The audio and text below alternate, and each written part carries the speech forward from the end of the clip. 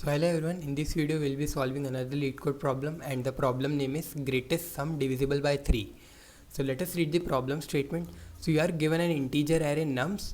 You need to return the maximum possible sum of elements of the array such that it is divisible by 3. And this is the first example that they have given. So the problem statement is pretty much straightforward. We need to return the sum, or we need to return the maximum sum of all the elements that are present in the array, which is like divisible by 3. So pretty straightforward, but what is the intuition behind that? Now, if you are thinking of dynamic programming approach, you are right. Like you can have the intuition of pick or not pick kind of intuition, and you can do with that. But there is one more intuitive solution which like I can show you. So what can be the other intuition rather than DP, because I wasn't able to think first in the first go of the DP. I was thinking of something else, and what I was thinking, I will just show you. So let's say this is the nums array. So we will take the first example only, 3, 6, 5, 1 and 8. So what is its sum? Its sum is 3 plus 6, 9, 9 plus 9, 18, 18 plus is 23. So its sum is 23. So we need to remove the smallest element from this 23 such that this particular number after subtracting becomes divisible by 3. Now it is divisible by 3. This is the most important thing in this question. So what can be the possible remainders? There can be only two options. Either the remainder will be 1 or remainder will be 2.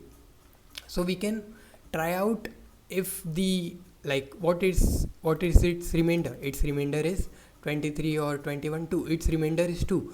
So we can try to remove the smallest element from this array which has the remainder 2, right? Yes, that is what we will do. But there is some edge case. We will not only try to look up for the smallest element which has remainder equal to 2, but we will also try out the two smallest elements which has remainder 1. Why? Because let me just show you. In this example we will not have any problem. So let me just show you. So this has the remainder 0, this has the remainder 0, this has the remainder 2, this has the remainder 1 and this has the remainder 2. So the smallest element having the remainder 2 is this 5.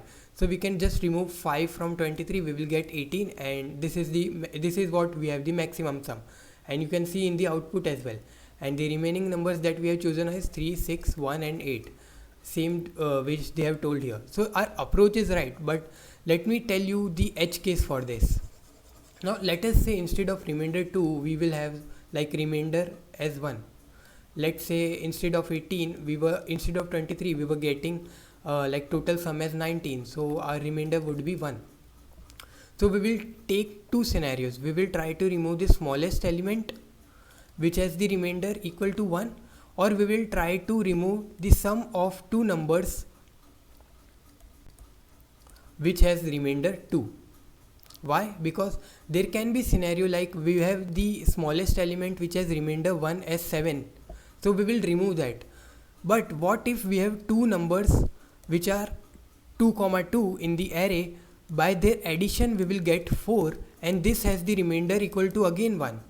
So we need to take that scenario also. By adding two elements which has the remainder 2, we will again get the remainder 1.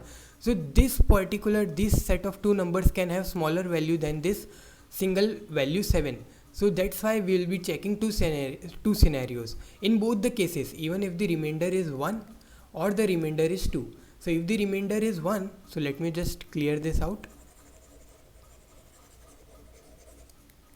So yeah, if the remainder is 1, we will have two scenarios.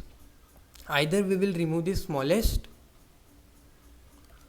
number with remainder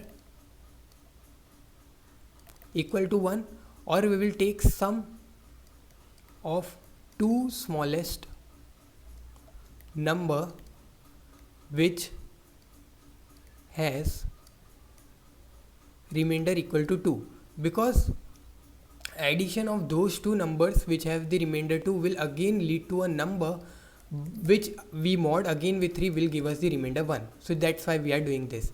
Now same is the scenario when we have a remainder 2. So let me just clear this out.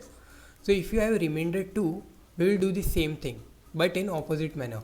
So if you have the remainder 2, what you will do, you will try to remove the smallest element with remainder equal to 2, or you will try to remove two smallest or sum of two smallest elements which has remainder equal to 1. Why? Because the remainder of these two smallest numbers will again lead to the number which by then we will mod it to 3 will again give us the remainder 2. So that is why this scenario was important, the second one, because this seems very obvious. So that is why this intuition is also like different from the DP approach. So you can try out DP also, that is 100% working. But yeah, this is some other kind of intuition which I found very interesting. So I just thought to discuss it with you guys. So yeah, this is pretty much straightforward problem now. Just take the sum of the entire elements, just see what is the remainder that we need to remove. If the remainder is 1, just try to remove the smallest number with remainder 1, or two smallest numbers whose sums gives you the like least remainder of 2. So yeah, this is pretty much straightforward. So we can just directly see the code now. So yeah, first we are declaring the sum variable which will be taking the sum of all the elements. Then we will check whether this sum is divisible by 3 or not. If it is divisible by 3, we don't need to remove any element, just return sum. Otherwise, if it is not divisible by 3, what is the remainder? Check that. Now whatever the remainder is, it can be either 1 or 2. We will check all the two scenarios that we have discussed so far. So we are containing two vectors, and then we are keeping track of the answer variable.